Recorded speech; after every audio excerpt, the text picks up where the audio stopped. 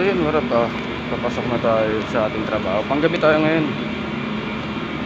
Kita nyo naman maulan, maputik yung daan. Tapos yung payong natin pambata. Inagaw ko lang to sa pamangking ko kanina. Sakto, naglalakad na ako, nakasalubong ko sila. Inaram ko na.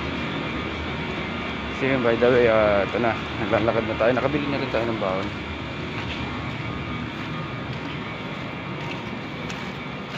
Papasok na tayo ng trabaho natin. Update ko kayo mamaya. Itutur ko rin kayo kung ano yung ginagawa ko sa trabaho. Dito lang muna. So yun, Ichiboy, putik ng daanan.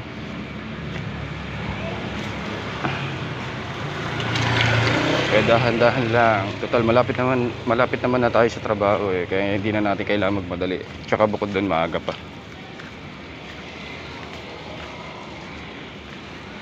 Alas 10 ang pasok ko, pero ang oras is 8:30 na.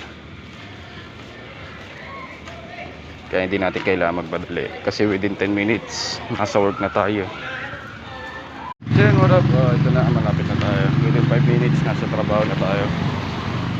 Puti kasi ng daanan eh. Kaya nagadahan-dahan ako. Bukod doon, madulas pa.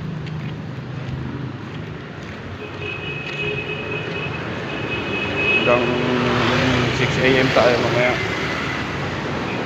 So nagbaon tayo na twin pack na kape.